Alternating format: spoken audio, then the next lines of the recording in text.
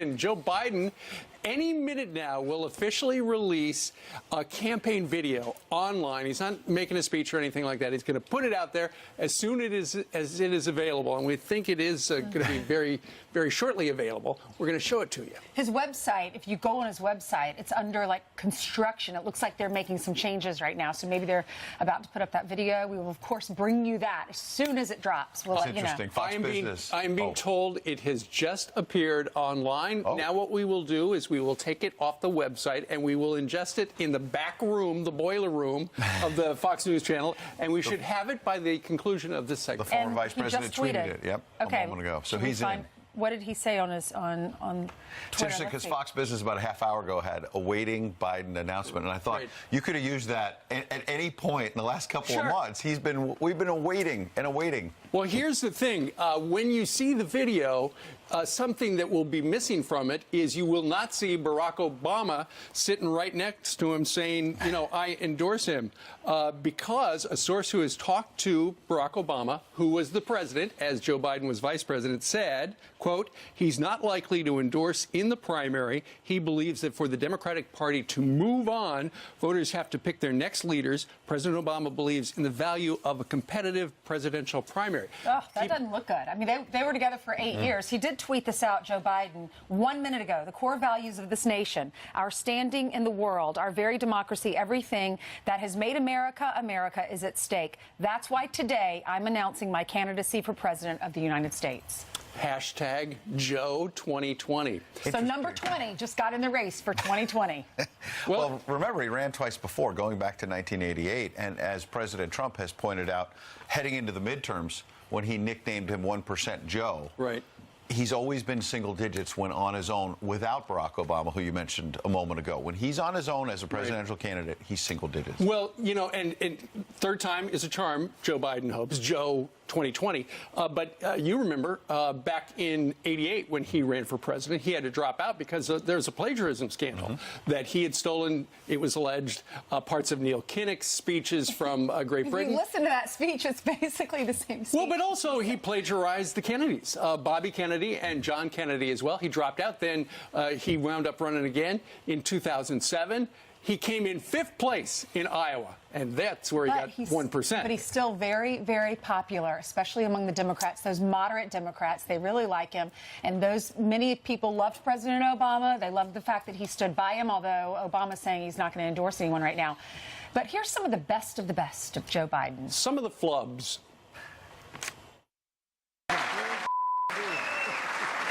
His mom lived in Long Island for 10 years or so. God rest her soul. And although your mom's still alive as your dad passed. God bless her soul.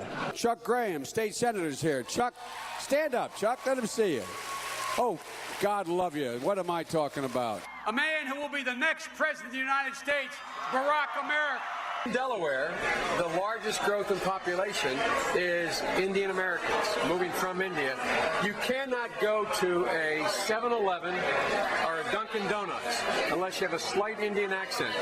I'm not joking. You got the first sort of mainstream African American who is articulate and bright and clean and a nice-looking guy. I mean, that's a storybook. They're going to put you all back in chains. I don't know why Barack America hasn't endorsed him yet. Yeah, me neither. We're still working overtime. We will have the video, the official video for you in just a minute. In the meantime, the big question is, during the primary season, you've got to distinguish yourself from all the other, close to 24 other Democrats. And so, for the most part, that means going way to the left. Barack America. Mr. Biden, Ainsley, to your point, is a centrist, and that's going to be a problem. It's fine in the general, but it's harder in the primary. He's going to have to be attractive to those folks that are on the far left. I see what you're saying, the progressives, the Bernie Sanders people. And he does not enter in single digits. He's not at 1% now. He's in the high 20s, 30% in some polls. The question, though, is that all name ID at the beginning? And he goes down. Some are saying they could actually go into the convention without having a candidate. candidate. Right, having the Democratic Party is split. And that would be a disaster for Bernie Sanders supporters. We're going to talk to one who worked for Bernie. Teslin is going to be with us in the next segment. But nonetheless, you know, the primary race, much different than the general election. So says El Rushbo, Rush Limbaugh.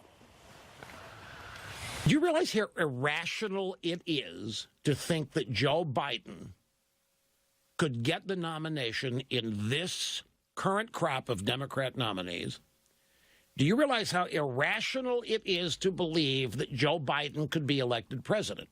Joe Biden has run for president twice. There are Biden gaffes, audio and video, in archive files all over this country, newsrooms all over the place.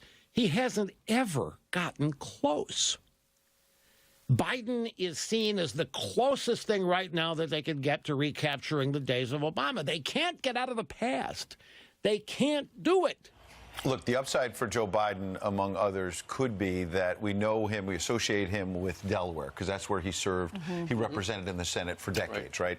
But he's actually born and grew up in Pennsylvania, and that is one of those battlegrounds that Donald Trump wrested away from the Democrats. Right. So can Joe Biden's message work in a Pennsylvania, in a Wisconsin, in a Michigan, get those working class Democrats back who went, they became the forgotten men and women that President Trump wanted. Well, many were wondering, did he miss his opportunity? Should he have run last time? But then he was grieving his son. There were other reasons that many people said he wasn't going to get in. But the Democratic Party has changed so much. You have so many more progressives.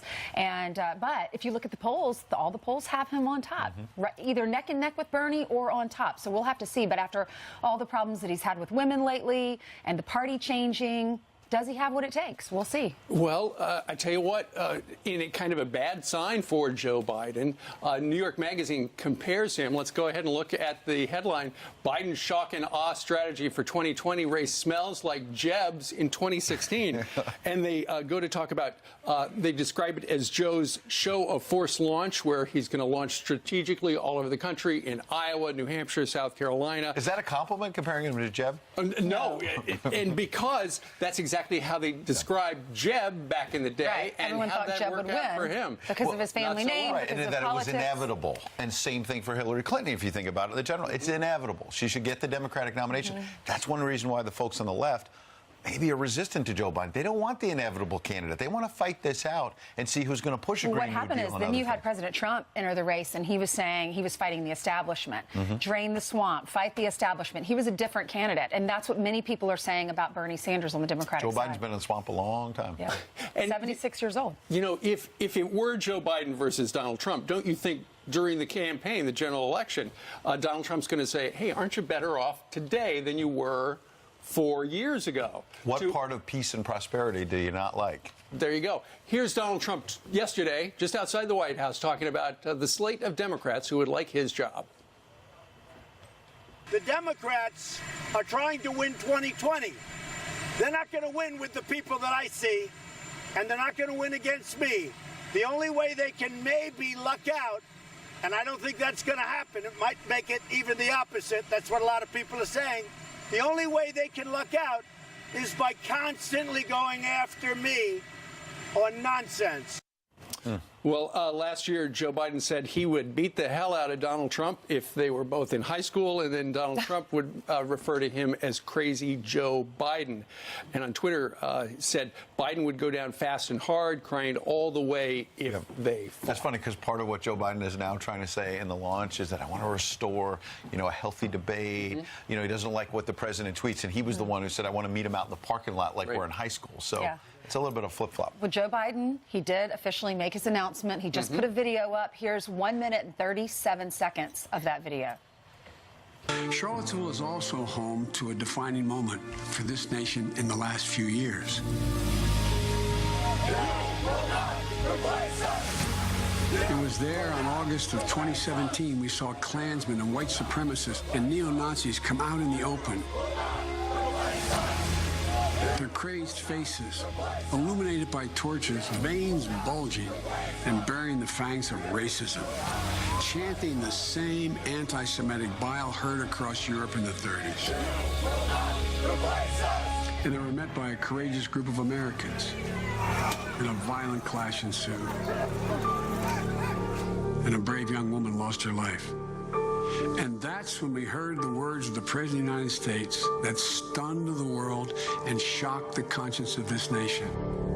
He said there were, quote, some very fine people on both sides. Very fine people on both sides?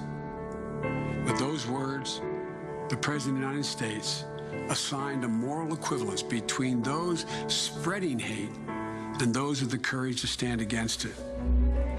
And in that moment, I knew the threat to this nation was unlike any I had ever seen in my lifetime. I wrote at the time that we're in the battle for the soul of this nation. Oh, that's even more true today. We are in the battle for the soul of this nation. I believe history will look back on 4 years of this president and all he embraces as an aberrant moment in time. Wow. That is about half of the video. You know, there's been some discussion about why he didn't declare yesterday, because it sounded like he was going to be announcing yesterday. In the New York Times yesterday, they wrote this: even before he formally enters the race, Mr. Biden is grappling with some internal tensions as he builds an organization.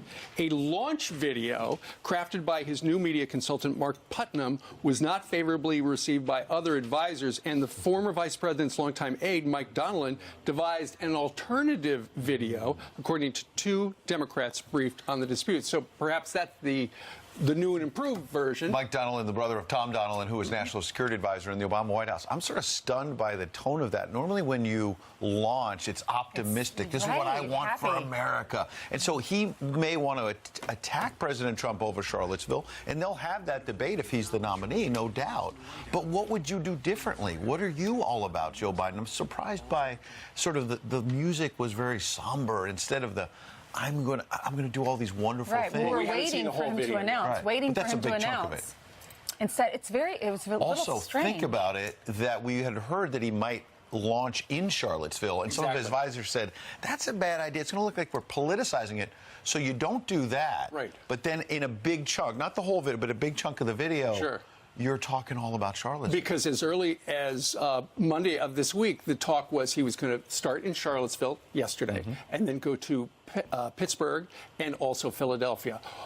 He's not going to Charlottesville because of the pushback on that, and he's not going to Philadelphia. He will be at a union event on Monday in Pittsburgh. I wonder if the video that wasn't favorable among some of the team, if that was the video that he shot in Scranton, because there were pictures of him in Scranton, where he grew up, outside of the house that he grew up in, and that didn't look like it was part of the video. But then again, we haven't seen the entire. Well, we'll be all over this, a whole lot more. There's some breaking news on